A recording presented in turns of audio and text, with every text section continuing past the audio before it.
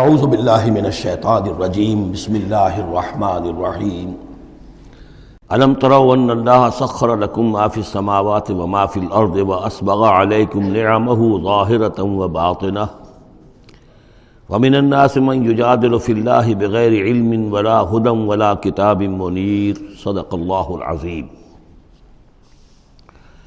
کیا تم نے دیکھا نہیں کہ اللہ تعالیٰ نے تمہارے لیے مسخر کر دیا ہے جو کچھ کے آسمانوں میں ہے اور جو کچھ کے زمین میں ہے؟ یعنی یہ کہ آسمان کے اندر سورج ہے، چاند ہے، یہ سب تمہاری ضرورتیں بہم پہنچانے میں لگے ہوئے ہیں۔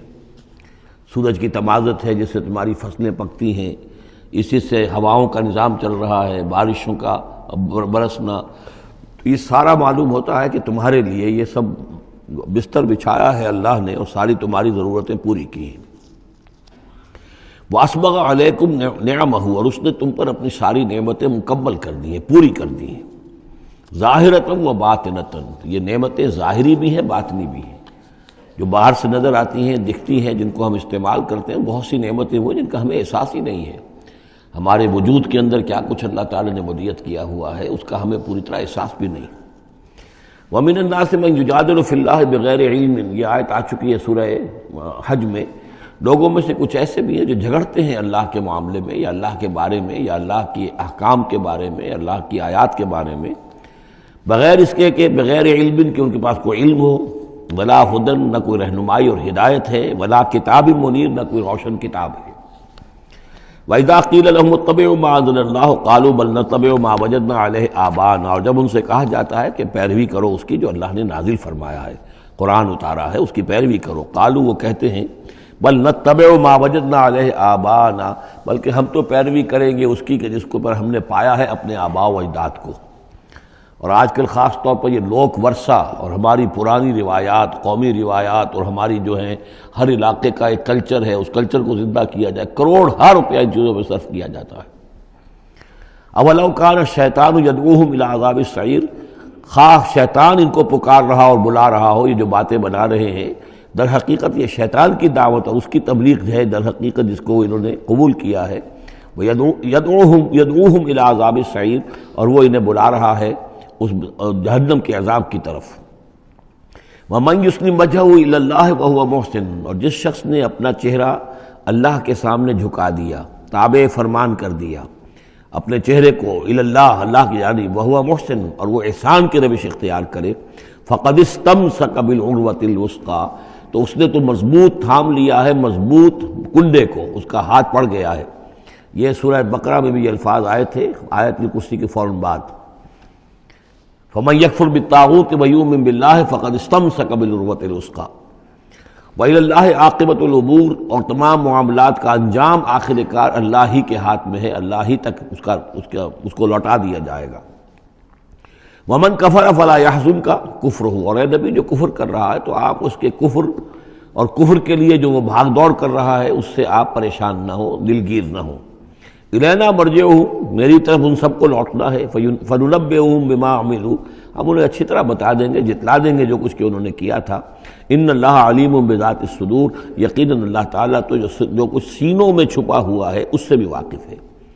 نمتعہم قلیلا، ہم انہیں ذرا تھوڑی دیر کے لیے ساز و سامان دے رہے ہیں، دنیا کے اندر یہ مزے لے لیں، مزے لوٹ لیں۔ ثم نضطرہم الی عذاب غلیظ، پھر ہم انہیں کشاں کشاں لے آئیں گے، کھینچ کر پکڑ کر لے آئیں گے اس عذاب کی طرف جو بہت گاڑا ہے۔ وَلَئِن سَأَلْتَهُم مَّن خَلَقَ السَّمَاوَاتِ وَالْأَرْضَ لَيَقُولُنَّ اللَّهُ، اور جب اگر آپ ان سے پوچھیں کس نے پیدا کیا آسمان اور زمین تو وہ کہیں گے اللہ نے۔ قُلِ الْحَمْدُ لِلَّهِ، کہیے الحمدللہ، ساری حمد بھی پھر اسی کی ہے۔ بل اکثرہم لا یعلمون، لیکن یہ کہ ان کی اکثریت علم نہیں رکھتی۔ للہ ما فی السماوات والارض، آسمان اور زمین میں جو کچھ ہے وہ اللہ کے لیے ہے، اللہ ہی کا ہے، اللہ کی ملکیت ہے، یہ لام تملیک ہے، اللہ کی ملکیت ہے ہر وہ شے جو بھی کچھ ہے آسمانوں میں اور زمین میں۔ ان اللہ هو الغنی الحمید، یقیناً وہ غنی ہے، اسے کوئی احتیاج نہیں، اور حمید ہے، بڑی خوبیوں والا ہے، اپنی ذات میں ستودہ صفات ہے۔ وَلَوْ أَنَّ مَا فِي الْأَرْضِ مِنْ شَجَرَةٍ أَقْلَامٌ، اور اگر جتنے بھی زمین میں درخت ہیں وہ قلم بن جائیں، والبحر، اور سمندر جو ہے وہ سیاہی بن جائے گی، اصل میں یہ مضمون سورہ کہف میں بھی آ چکا ہے۔ قل لو كان البحر مدادا لكلمات ربي ولنفد البحر قبل ان تنفد كلمات ربي ولو جئنا بمثله مددا، اگر پورا سمندر جو ہے میرے رب کے کلمات کو لکھنے کے لیے سیاہی بن جائے تو وہ سیاہی سمندر ختم ہو جائے گا، لیکن یہ کہ میرے رب کے کلمات ختم نہیں ہوں گے چاہے اتنا ہی سمندر اور لے آیا جائے۔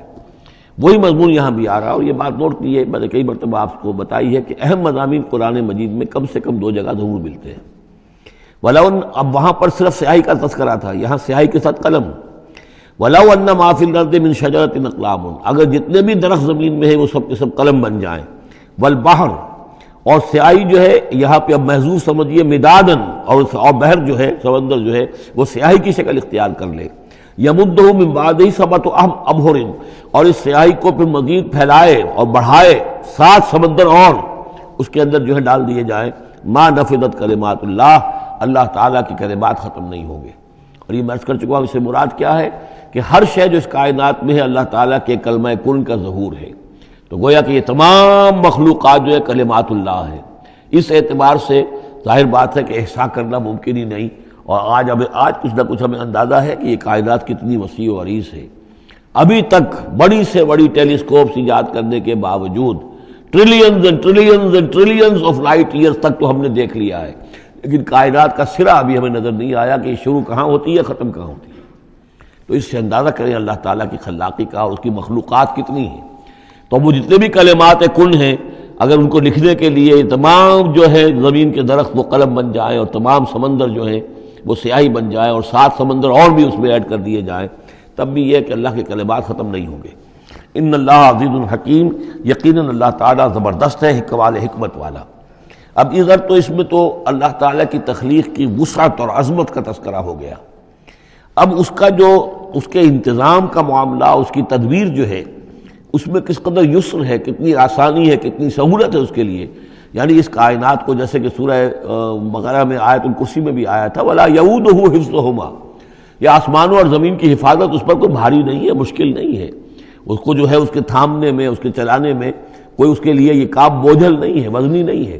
وَلَا يَئُودُهُ حِفْظُهُمَا وَهُوَ الْعَلِيُّ الْعَظِيمُ، تو اسی کو یہاں فرمایا مَا خَلْقُكُمْ وَلَا بَعْثُكُمْ إِلَّا كَنَفْسٍ وَاحِدَةٍ، تم سب کو پیدا کرنا اور تم سب کو دوبارہ پیدا کر لینا اللہ تعالیٰ کے لیے ایسے ہی جیسے ایک نفس کا پیدا کر دینا، اللہ کے لیے یہ اتنا یسیر ہے۔ ان اللہ سمیع بصیر، یقیناً اللہ تعالیٰ سمیع ہے اور بصیر ہے۔ تو گویا کہ ایک ہے اللہ کی تخلیق کی وسعت و عظمت، وہ تو کلمات الہی، اور ایک ہے اللہ تعالیٰ پر یہ کتنا ہلکا ہے، اہون علیہ، یہ اس کے لیے بہت آسان ہے، یسر اور سہولت۔ اللہ تعالیٰ اس کے انتظام کو اور اس کو جو لے کر چل رہا ہے وہ اس پر بھاری نہیں۔